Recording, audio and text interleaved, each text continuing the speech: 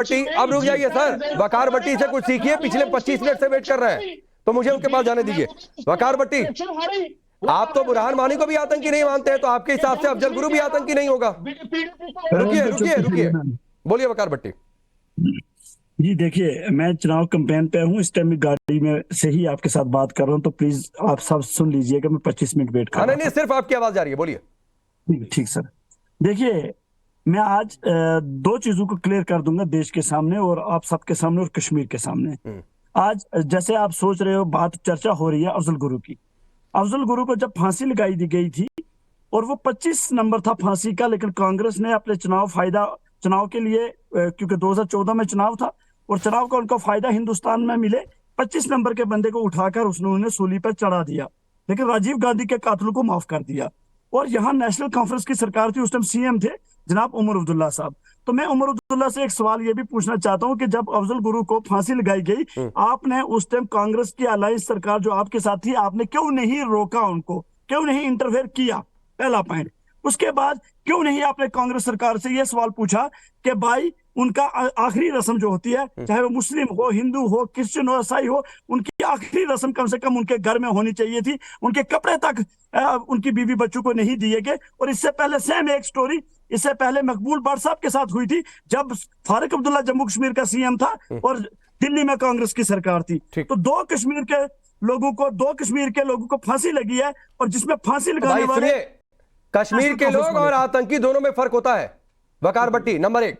Number 2 बात, आपने अपनी बात कही, मेरे सवाल का जवाब दीजिए। अफजल गुरु आपकी नजर में आतंकी था कि नहीं था?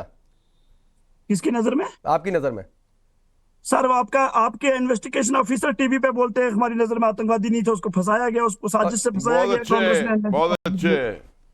मैं मानता ही नहीं आतंकवादी हूँ, मैं नहीं मानता हूँ। तो आप ना बुरहान वानी को आतंकी मानते हैं, ना अफजल गुरु को आतंकी मानते हैं? इनके हिसाब से तो पाकिस्तान से भी कोई आतंकवादी नहीं आता भाई। नहीं, मुझे तो पूछ लीजिए इनसे, ये अगर मान जाए इस बात को कि पाकिस्तान से आतंकवादी आता है। कपिल साहब सुन लीजिए ना, बुजुर्ग आप जो बात कर रहे हैं बुजुर्ग है ना, सुप्रीम कोर्ट से भाई साहब, जिसको सजा मिल रही है इन्वेस्टिगेशन के बाद, प्रेसिडेंट ने जिसकी अर्जी रिफ्यूज की है, और आप कह रहे हो आतंकवादी नहीं था। मुझे आतंकवादी बता दो, कौन था? अच्छा सुनिए ना कपिल साहब, राजीव गांधी के कातिल आतंकवादी थे? बिल्कुल थे। और कांग्रेस ने मिली भगत की, कांग्रेस ने मिली भगत की, छुपाया गया उस बंदर की असलियत को, उस कॉन्स्पिरेसी को छुपाया। सुनिए, यही नहीं, मैं आपको एक और बात बता दूं आकी साहब, किसी भी देश में जब मुकदमा चलता है ना कत्ल का, तो जो गवाह होता है ना कत्ल का, जिसके सामने कत्ल हुआ होता है, उसको विटनेस प्रोड्यूस किया जाता है। ठीक है?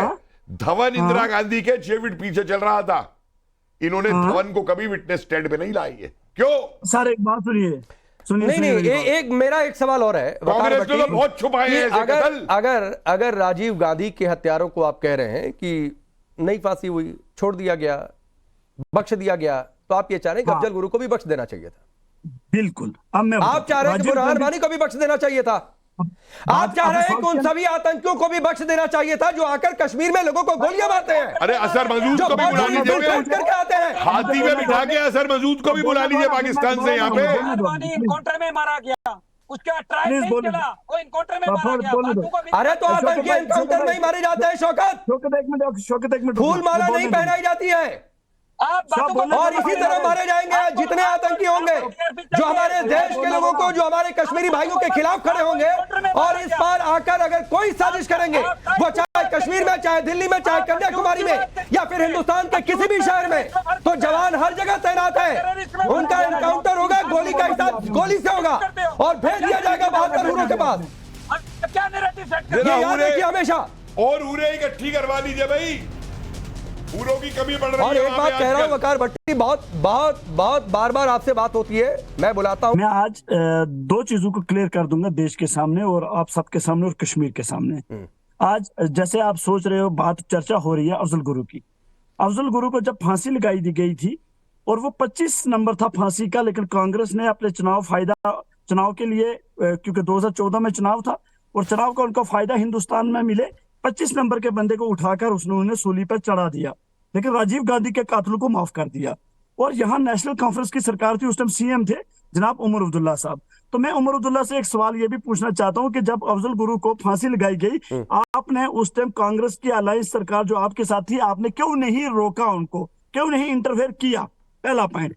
उसके बाद क्यों नहीं आपने कांग्रेस सरकार से यह सवाल पूछा कि भाई उनका आखिरी रस्म जो होती है, चाहे वो मुस्लिम हो, हिंदू हो, क्रिश्चियन हो, ईसाई हो, उनकी आखिरी रस्म कम से कम उनके घर में होनी चाहिए थी, उनके कपड़े तक उनकी बीवी बच्चों को नहीं दिए गए। और इससे पहले सेम एक स्टोरी इससे पहले मकबूल भट्ट साहब के साथ हुई थी, जब फारूक अब्दुल्ला जम्मू कश्मीर का सीएम था और दिल्ली में कांग्रेस की सरकार थी। तो दो कश्मीर के लोगों को फांसी लगी है, और जिसमें फांसी लगाने वाले कश्मीर के लोग और आतंकी दोनों में फर्क होता है। वकार भट्टी, नंबर 1। नंबर 2 बात, आपने अपनी बात कही, मेरे सवाल का जवाब दीजिए। अफजल गुरु आपकी नजर में आतंकी था कि नहीं था? किसकी नजर में? आपकी नजर में। सर आपके इन्वेस्टिगेशन ऑफिसर टीवी पे बोलते हैं हमारी नजर में आतंकवादी नहीं था, उसको फंसाया गया, उसको साजिश से फंसाया गया कांग्रेस ने। बहुत अच्छे। मैं मानता ही नहीं आतंकवादी हूँ, मैं नहीं मानता हूँ। तो आप ना बुरहान वानी को आतंकी मानते हैं, ना अफजल गुरु को आतंकी मानते हैं? इनके हिसाब से तो पाकिस्तान से भी कोई आतंकवादी नहीं आता भाई। नहीं, मुझे तो पूछ लीजिए इनसे, ये अगर मान जाए इस बात को कि पाकिस्तान से आतंकवादी आता है।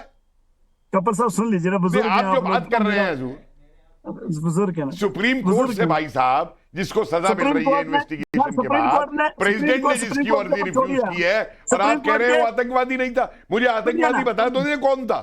सुनिए ना कपिल साहब, राजीव गांधी के कातिल आतंकवादी थे? बिल्कुल थे।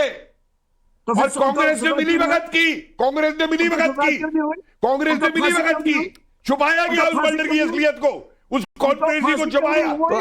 सुनिए, यही नहीं, मैं आपको एक और बात बता दूं आगे साहब, किसी भी देश में जब मुकदमा चलता है ना कत्ल का, तो जो गवाह होता है ना कत्ल का, जिसके सामने कत्ल हुआ होता है, उसको विटनेस प्रोड्यूस किया जाता है।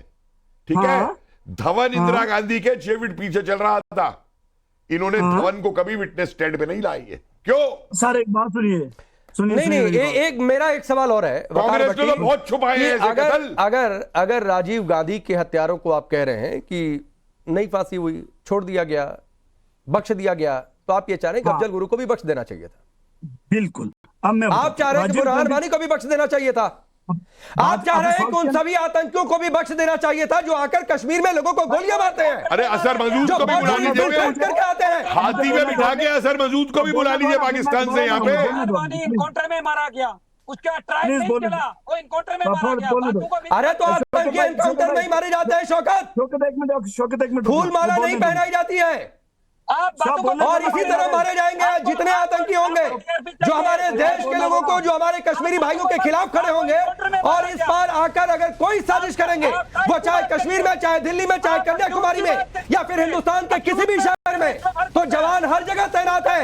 उनका एनकाउंटर होगा, गोली का हिसाब गोली से होगा और भेज दिया जाएगा 72 हुरों के पास।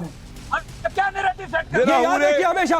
और हुरे इकट्ठी करवा लीजिए भाई, पूरों की कमी बढ़ रही है। और एक बात कह रहा हूं वकार भट्टी, बहुत बार आपसे बात होती है, मैं बुलाता हूं आपको कि आप भी आइए, अपनी बात रखिए, लेकिन सर इतनी बेशर्म सियासत मत करिए कि बुरहान वानी के साथ जाकर खड़े हो जाइए, अफजल गुरु आपको आतंकी ना लगने लगे। आप सीना ठोक कर कहिए कि अफजल गुरु हम शर्मिंदा हैं। शर्म आनी चाहिए सर ऐसी सियासत पर।